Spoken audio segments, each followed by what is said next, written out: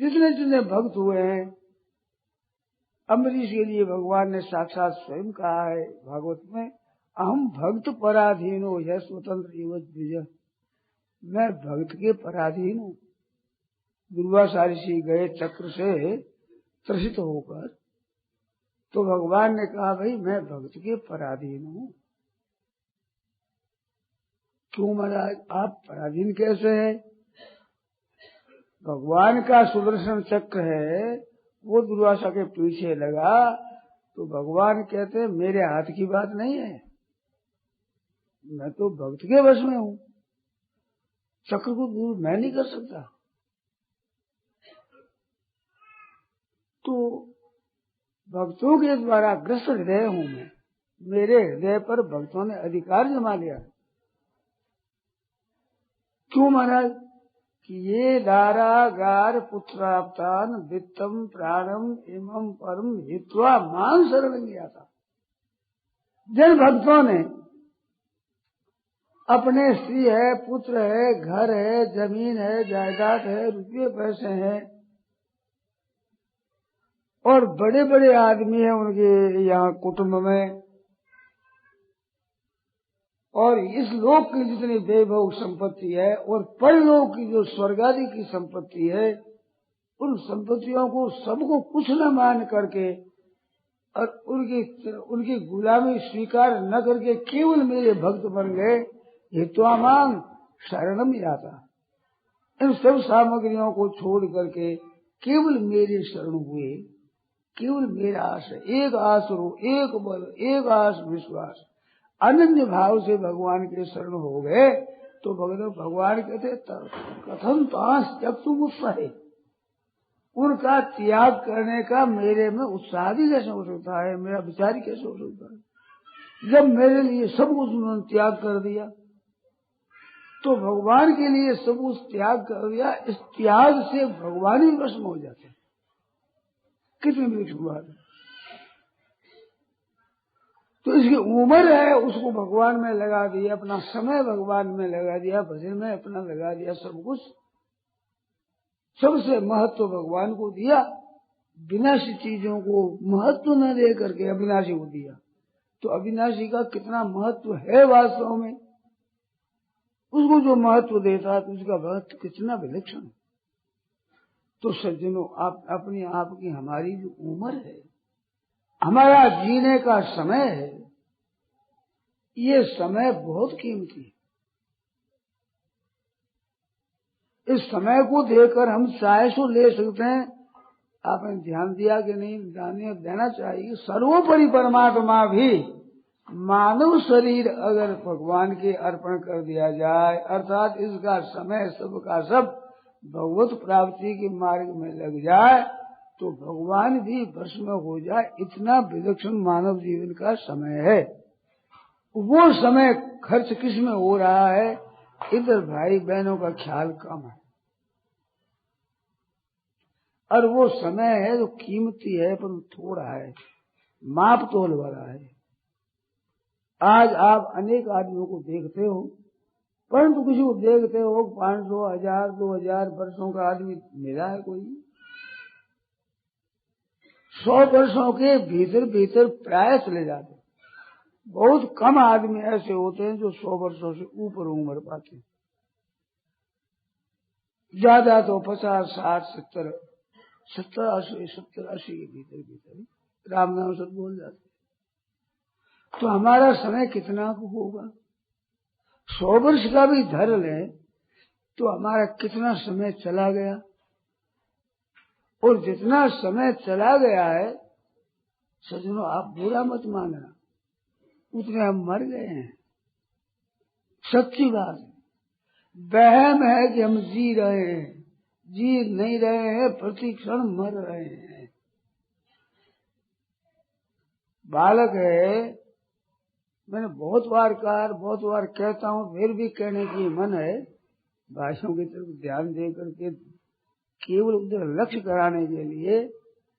80 वर्ष का होने वाला बालक अगर 5 वर्ष का हो गया तो अब 80 वर्ष है क्या बाकी? अब 75 वर्ष ही रहे।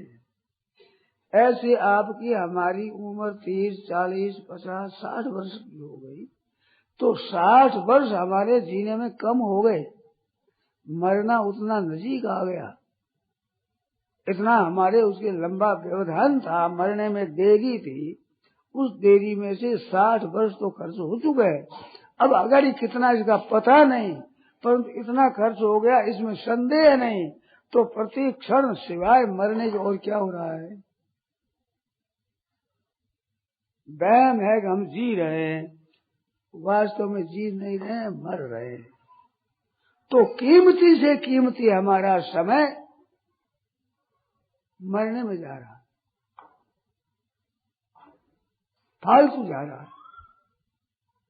पूछा जाए इतनी उम्र गई, उसमें आपने उपार्जन क्या किया? साथ में चलने की चीज क्या ली? लेना वो चीज कहलाती है जो हमारे साथ वो रहे, उसके साथ हम रहे, तब तो वो चीज ली। हम उसके साथ नहीं रह सकते, वो हमारे साथ नहीं रह सकते, वो ली कहाँ, मिली कहाँ? तो आपके मकान बढ़िया है, धन है, संपत्ति है, वैभव है, कुटुंब है, परिवार है, परंतु आपके साथ वो नहीं रह सकता, उनके साथ आप नहीं रह सकते, तो केवल वहम हुआ कि हमारे हैं, जिन पर अपना अधिकार नहीं, वो हमारा कैसा? तो बड़ी भूल में हम लोग इन चीजों को अपनी मानते हैं। और सही क्या है? इन वस्तुओं का उपयोग करना ये आपके सही है। अपना मान लेना, कब्जा करना, ये सही नहीं रहेगा, नहीं कब्जा, कभी ये अधिकार रहेगा नहीं। वो दिए उपयोग में लाने के लिए, अपने और दूसरों के हित में लगाने के लिए है, न कि संचय करने के लिए। आप कृपा कर थोड़ा ध्यान दें, आपके पास रुपये हैं, वे रुपये काम खर्च करने से आते हैं। फिर कहता हूँ ध्यान दें, दूसरों के काम आवेंगे तो भी खर्च करने से, और आपके भी काम आवेंगे खर्च करने से। तो रुपया और रुपयों का खर्च, इन दोनों में खर्च बढ़ा हुआ, परंतु मनुष्यों की वृत्ति संग्रह में रहती, खर्च में नहीं रहती। क्योंकि इस तरफ ध्यान दिया ही नहीं, इधर ख्याल ही नहीं किया कि हम क्या कर रहे हैं, क्या करना चाहिए था और हम क्या कर रहे हैं, इधर ख्याल ही नहीं करते।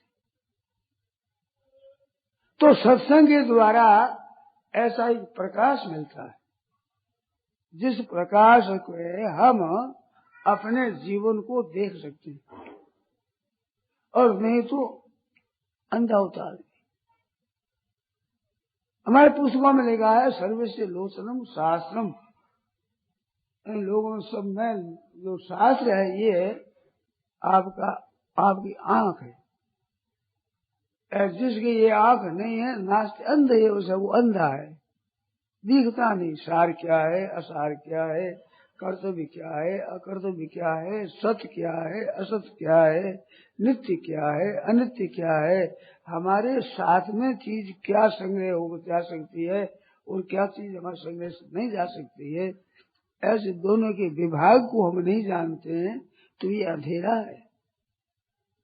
प्रकाश है कि जिसमें हम दोनों का ठीक ठीक दर्शन कर सकें, जान सकें, समझ सकें। तो हमारी उम्र है वो प्रति क्षण खर्च होती, हरदम खर्च हो रही है, जन्मते ही मरना शुरू हो जाता है। जितने दिन आगे वर्ष आ गए हैं, बहनों माताओं बुरा मत मानना, उतने हम मर गए हैं। मरना जो बुरा लगता है वो बुरा हो गया है उतना। अब पीछे कितना समय रहा है इसका पता नहीं, परंतु चला गया इसमें संदेह नहीं, और चला गया इतनी बात नहीं, चला जा रहा है। आप और हम यहाँ आकर बैठे, उस समय में जितनी आयु थी उतनी अब नहीं है,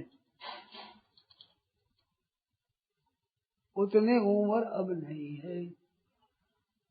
चाहे 15-20 मिनट, अब घंटा हुई, तो आध घंटा समय हमारा कम हो गया है जीने में से। जितना हमें जीना है मौत आती है उसमें आध घंटा कम हो गया है। मौत नजीक आ गई और ये हर समय आ रही है, इधर ध्यान नहीं है।